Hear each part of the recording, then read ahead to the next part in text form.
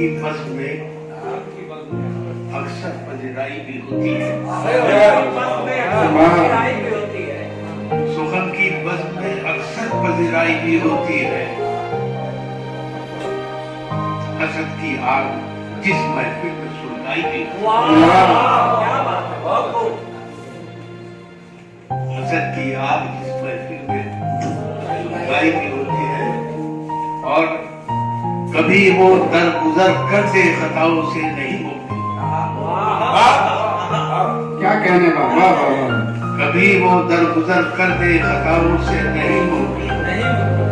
कोई रंजिश है तो अक्सर इलाकाई भी होती है।